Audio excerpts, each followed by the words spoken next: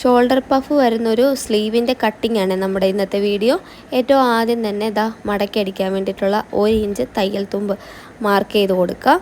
അതിന് ശേഷം അവിടെ നിന്ന് മുകളിലേക്ക് എത്രയാണോ നിങ്ങളുടെ ആവശ്യമായിട്ടുള്ള ലെങ്ത് അത് മാർക്ക് ചെയ്ത് കൊടുക്കുക. ഞാനിവിടെ 11 ഇഞ്ചാണ് മാർക്ക് ചെയ്യുന്നത്.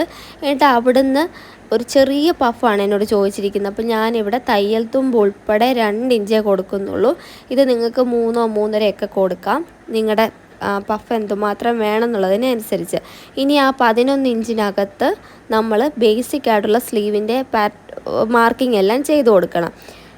അതിനകത്ത് 8 ഇഞ്ചാണ് ബോഡിയിൽ, അതായത് ചുരിദാർ കട്ട് ചെയ്ത് വെച്ചിരിക്കുന്നുണ്ടല്ലോ, അതിൻ്റെ ആം ഹോള് ലൂസ് ഉൾപ്പെടെയുള്ള ആം ഹോള് വരുന്നത് 8 ഇഞ്ചാണ്. ആ 8ൽ നിന്ന് ഞാൻ 1 കുറച്ചു 7 ഇഞ്ച്. 7 ഇഞ്ചിൻ്റെ പകുതി 3.5 ഇഞ്ച്. ആ 3.5 ഇഞ്ചാണ് ഇവിടുത്തെ ക്യാപ്പ് ഹൈറ്റായിട്ട് വരുന്നത്. അത് നീളത്തിന് മാർക്ക് ചെയ്തെടുക്കുക.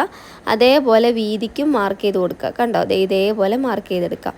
അതിന് ശേഷം ആ 7 ഇഞ്ചെന്ന് ഞാൻ പറഞ്ഞില്ലേ, 8ൽ നിന്ന് 1 കുറച്ച് 7 ഇഞ്ച്, അതുകൂടെ ഒന്ന് മാർക്ക് ചെയ്ത് കൊടുക്കുക. അതിന് ശേഷം 11 ഇഞ്ചിൻ്റെ ആ മാർക്കിങ്ങും നമ്മൾ 7 ഇഞ്ചെന്നുള്ള മാർക്കിങ്ങും കൂടെ കണക്ട് ചെയ്ത് കൊടുക്കണം. ഞാനിവിടെ തയ്യൽ തുമ്പായിട്ട് 1.5 ഇഞ്ച് കൊടുത്തിട്ടുണ്ട്. സ്ലീവിൻ്റെ ഓപ്പണായിട്ട് 5 ഇഞ്ചാണ് കൊടുത്തിട്ടുള്ളത്. എന്നിട്ട് അതിനെ ജോയിൻ ചെയ്ത് കൊടുക്കുന്നുണ്ട്.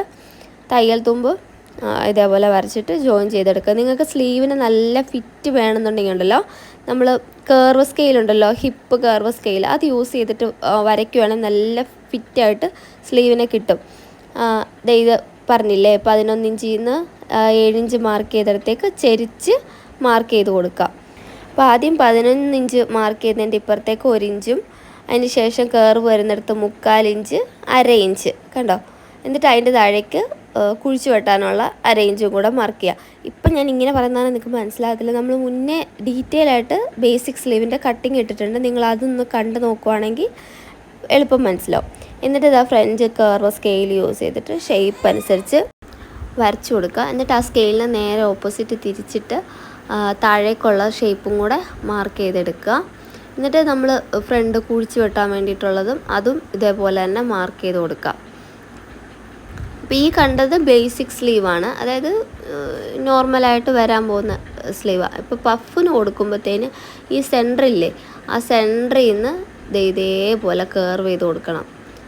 ഇത് ആക്ച്വലി എന്താ പറയുക, ആദ്യമേ വേണമെങ്കിൽ ഡയറക്റ്റ് ഇങ്ങനെ തന്നെ കൊടുക്കാം. എങ്കിലും ആ കർവൊക്കെ കൃത്യം കിട്ടണം എന്നുണ്ടെങ്കിൽ ഇതേപോലെ വേണം മാർക്ക് ചെയ്ത് എടുക്കാൻ വേണ്ടിയിട്ട്. അതിന് ശേഷം കുഴിച്ച് വെട്ടുന്ന മാർക്കിങ് കൂടെ ചെയ്ത് കൊടുക്കണം കേട്ടോ. ഇനി താഴെ നമ്മൾ കട്ട് ചെയ്ത് വരിക. സൗണ്ട് കേൾക്കുമ്പോൾ നിങ്ങൾക്ക് മനസ്സിലാവുന്നുണ്ടായിരിക്കും, എനിക്ക് നല്ല സുഖമില്ല, അതുകൊണ്ടാണ് ഇപ്പോൾ അങ്ങനെ കണ്ടിന്യൂസ് ആയിട്ട് വീഡിയോ ഇടാത്തത്, ലോങ് വീഡിയോസ് ഒന്നും ഇടാത്തത്. ഇടയ്ക്ക് ഇതുപോലെ ഷോർട്സ് മാത്രമേ ഇടാൻ പറ്റുന്നുള്ളൂ. അപ്പോൾ ഒന്ന് അഡ്ജസ്റ്റ് ചെയ്യുക, നമ്മൾ വീഡിയോസ് വരുന്നതായിരിക്കും കേട്ടോ. അപ്പോൾ സ്ലീവിൻ്റെ ഫ്രണ്ട് ആം ഹോള് കുഴിച്ച് വെട്ടണം. നിങ്ങൾക്ക് ഇങ്ങനെ വെച്ച് വെട്ടുന്നത് പേടിയാണെന്നുണ്ടെങ്കിൽ ഇതിനെ ഓപ്പൺ ചെയ്തിട്ട് 2 ലെയർ വരുന്ന പോലെ കട്ട് ചെയ്ത് കൊടുത്താൽ മതിയേ. അപ്പോൾ അടുത്തൊരു വീഡിയോ ആയിട്ട് വേഗം വരാം. അതായിരിക്കും ടാറ്റാ.